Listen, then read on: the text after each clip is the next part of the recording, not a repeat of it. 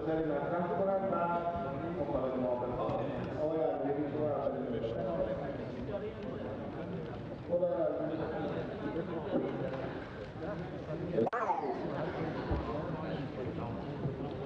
من یک بار میکنم در براعت و جهت اطلاع به رئیس جمهور ابلاغ گردد. در شده وقت موافق 10 ساعت، وقت مخالف 10 ساعت و برای رئیس جمهور وقت رئیس جمهور هم در درون همون 10 ساعت مخالفین چیه نه؟ اگر همین از کلیات واقعا هست، یعنی اصل این که یا ما آیین‌نامه‌ای لازم داریم برای این کار یا نه. اگر کسی در این باره میخواد صحبت بکنه این جدایی که در ثبت نام کردن صحبت می‌کنم. بله من فقط تذکر می‌دم. این یک تذکر. معلوم در بحث از کلیات خارج نشم، وارد جزئیات نشم. دوم تذکر دوم من این آقای بحث نکنه، بحث خصوصی نکنه. آقای امید آقای بحث خصوصی نکنه. تذکر دوم من به صورت یک تقاضایی است که در این حال مربوط به مدیریت مجلس هم هست.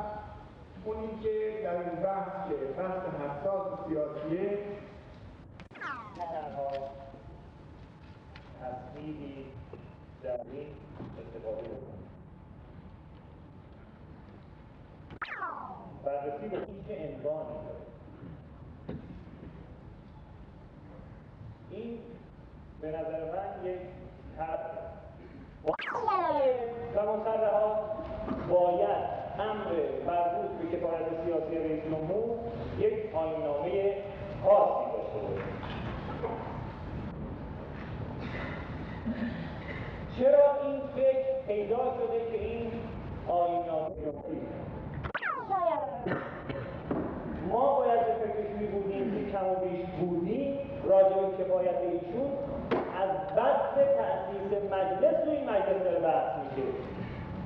یعنی نکته‌های قبل از دستور مسائلی که تو جلسات علنی و غیر علنی گفته میشد یکی از وجوهش زیر سوال قرار دادن کفایت ایشون بوده. یعنی اینطور نیست که ما بگیم که این بحث 1 ساعته، 2 ساعته، 3 ساعته، 2 روزه، نه خیر. چیزایی که مجلس میاد مطالبی که مجلس تقدیم میشه یا به صورت لایحه هست از ناحیه دولت و یا به صورت طرح هست از سوی نماینده. جایی است که گاهی زمانه به انسان میده و همیشگی نیست. اما مطلب دیگری هم من دارم و اون این که به نظر من ما جز طرح و لایحه چیزهای دیگری هم داریم. شورای ملی رأی مجلس شورای ملی به عنوان چیزی که لازمش نیست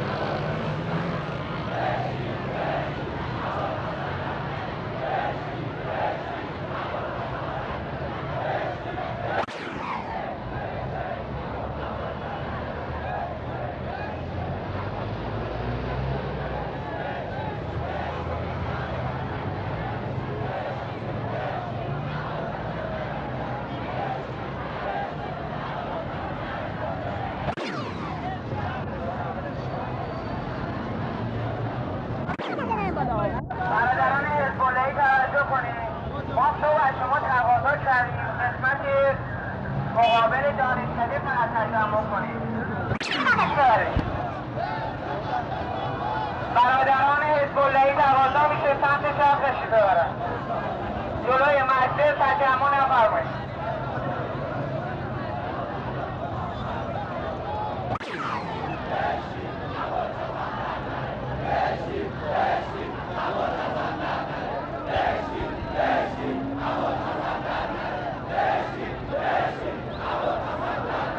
از برادران حزب‌اللهی تقاضا میشه برای هم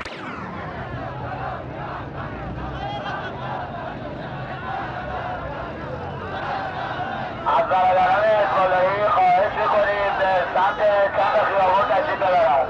جلوی مسجد تجمع نفرمایند.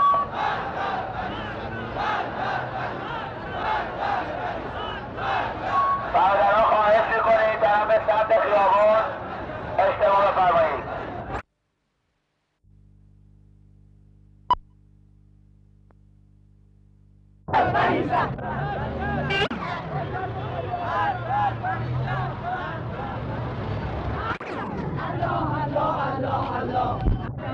برادران تو تنها باش اومدین اینجا؟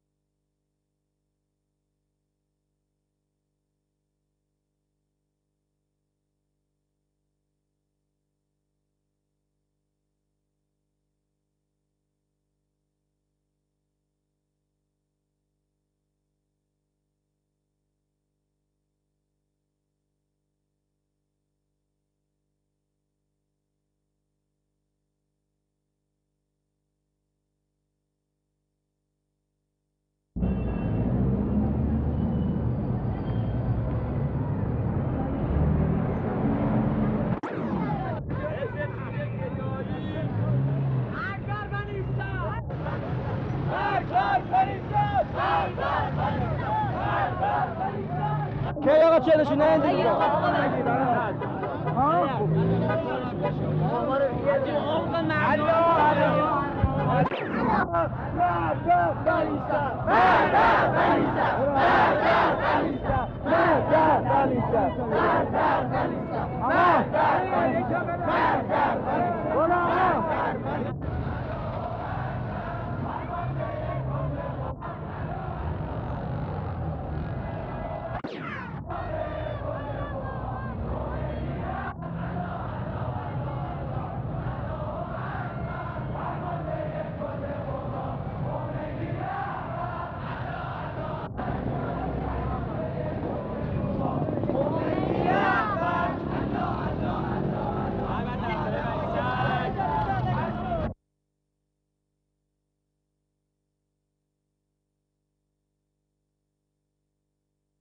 We'll just choose a wide shot for about 10 seconds to intercut between the questions, and then we'll go ahead with the interview.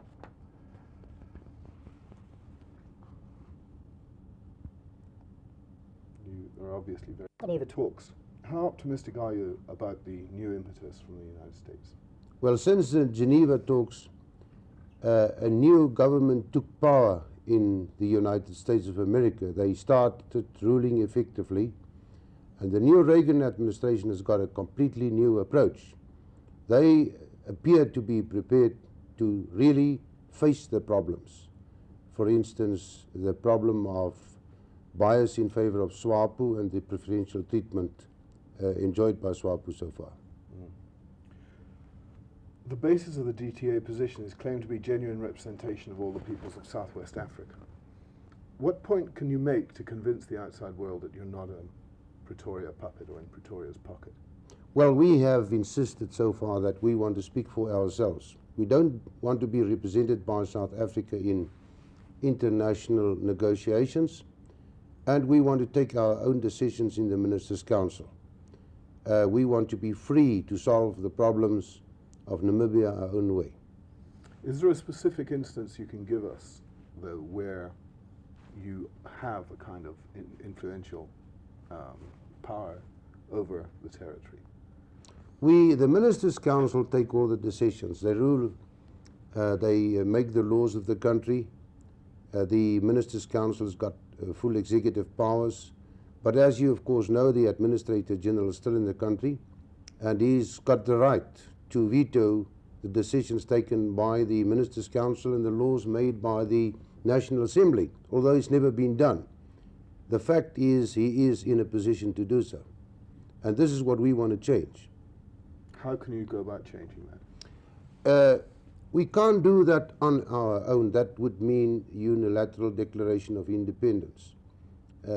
These powers will have to be given to us by the South African government, and we are insisting right now that the Administrator General's position should be changed to that of a High Commissioner or a Governor General, and that absolute full control of the country, short of independence, constitutionally should be given to the Ministers' Council. You've kind of answered question 3, but can I... Ethnic elections showed signs of DTA losing support in the country areas. If an election were held tomorrow, how would the DTA fare? I can't agree at all that the last elections meant a sort of South Africa, the DTA. Can we repeat that one? Yes. I think I'll put it more positive. Last November's ethnic elections showed signs of DTA losing support in the country areas. If an election were held tomorrow, how would the DTA fare? To the contrary, I think the elections last November showed that the DTA is gaining support, because after only 3 years, the Republican Party, one of the member parties of the DTA, got 43% of the white votes. When we started 3 years ago, I suppose we had no vote, no support amongst the whites, or very limited support. The same applies to the Damaras and the other groups who took part in the election. I think we have been making progress all the way. At this stage, of course, because of the uncertainty and the fact that the whole process has been dragging on for so long and the delay, there might not be the enthusiasm that we want. What are you doing about keeping the momentum that you gained then? Well, that of course is impossible. That of course you can't go on for weeks. We have reached a climax in December 1978. And as soon as we know the date of the election, we will start immediately, and we will definitely reach a climax again. But we don't want to reach a climax 2 years before an election.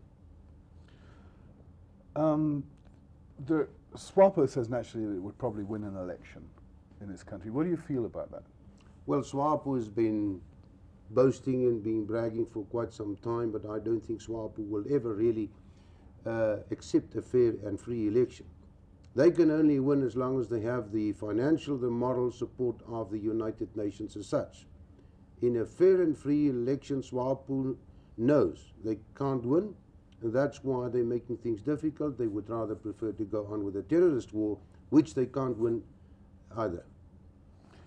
If the SWAPO were to come to power, what would your main fears be of a SWAPO government? A SWAPO government would be a Marxist government. They will be the puppets of the Russians and the Cubans, because they have been receiving support from those countries for quite some time now, and they will not be free to take their own decisions. There will probably be no further elections. The democratic process will cease to exist in this country, and chaos will take over.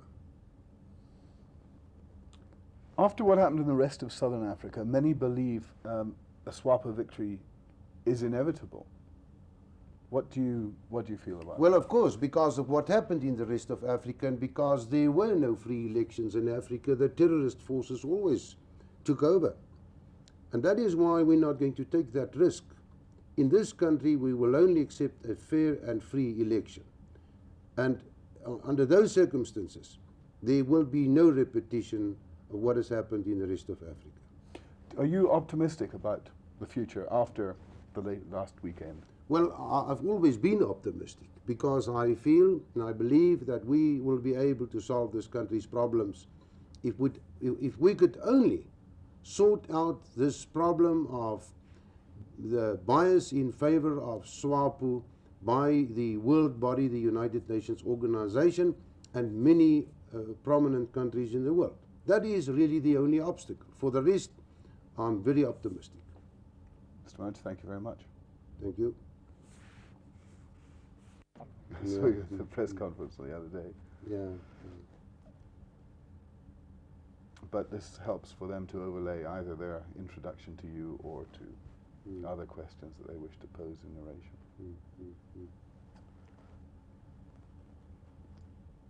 Yeah, it's always a problem.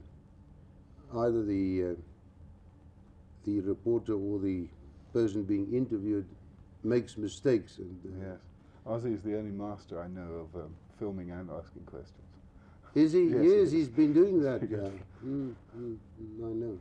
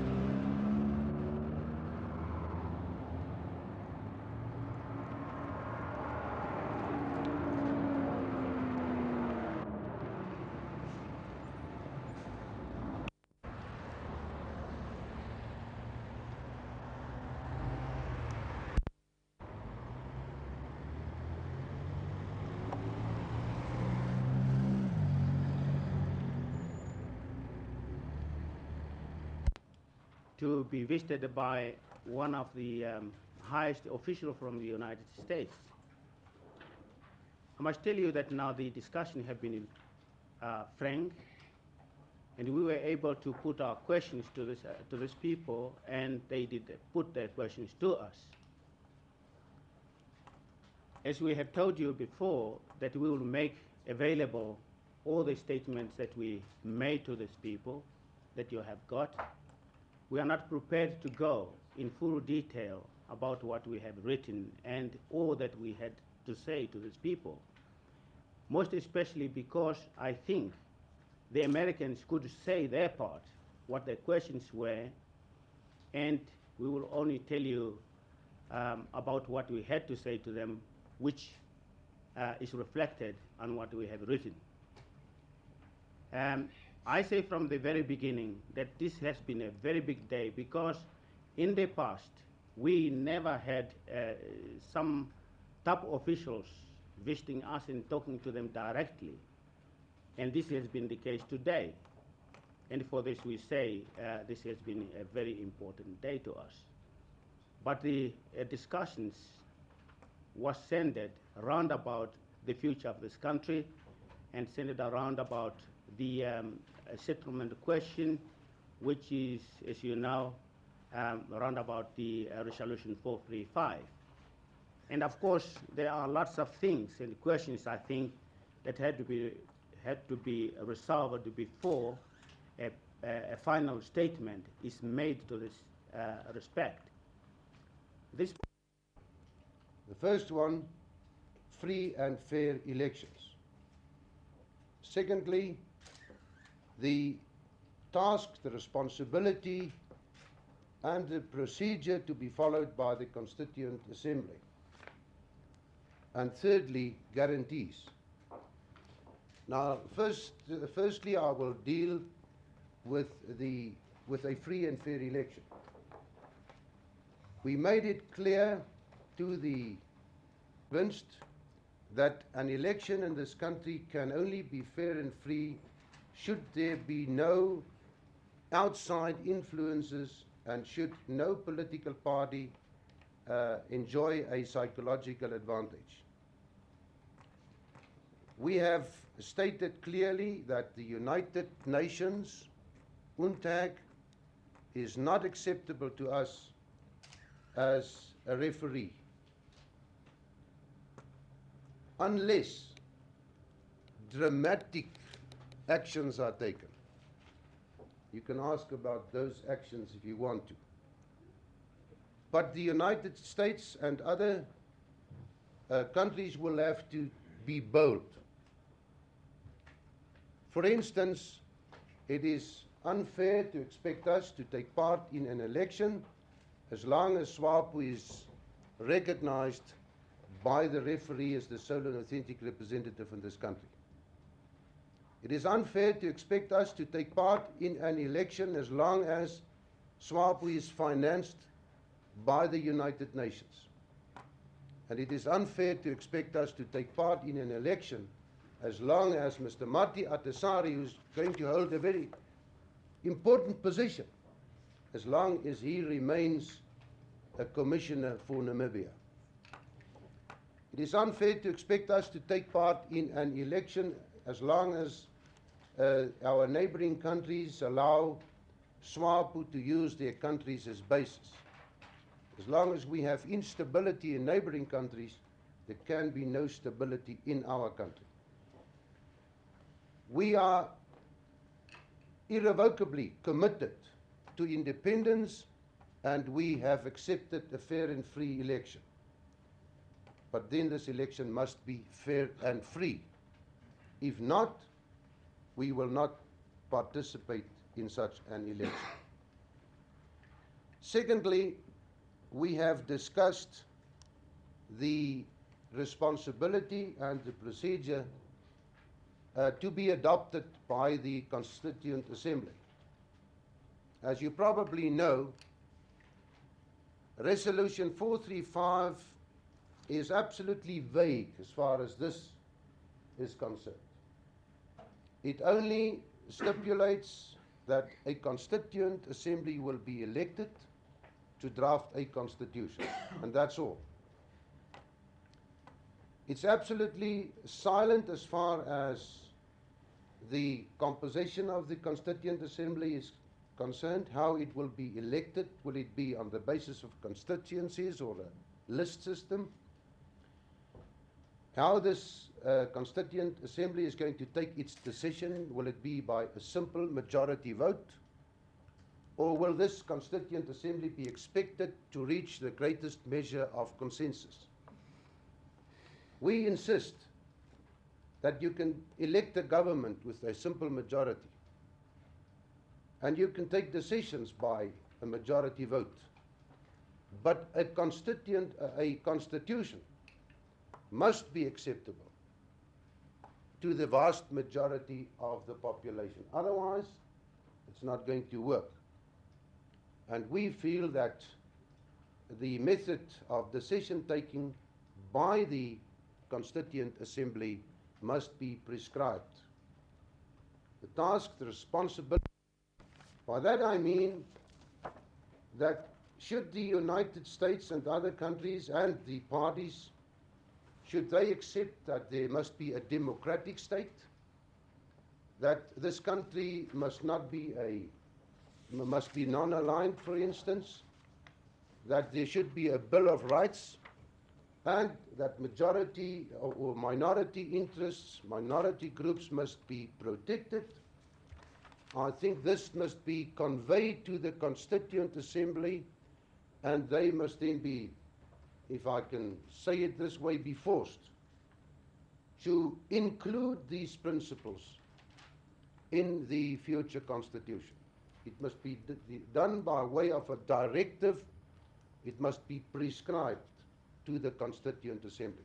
We haven't gone into any detail as far as this is concerned. And I think that is the crux of the matter.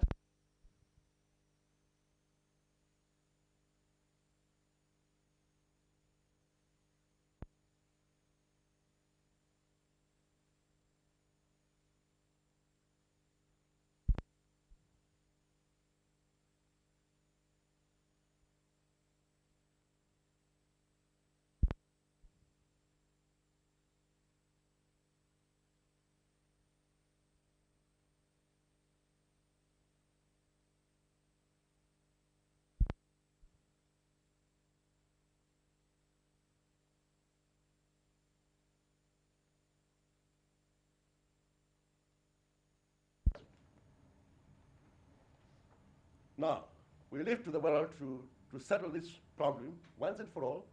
That's our wish. But we don't know how they're going to solve it. It's quite difficult. SWAPO is an organization, political organization, operating freely here in Namibia, at the same time killing people. The United Nations must be involved in the process. We from our side pointed out that unless the United Nations succeed in changing its image dramatically, the United Nations will not be acceptable to us as a referee in this process. Now, it is not for us to change the image of the United Nations. It's for themselves to do that.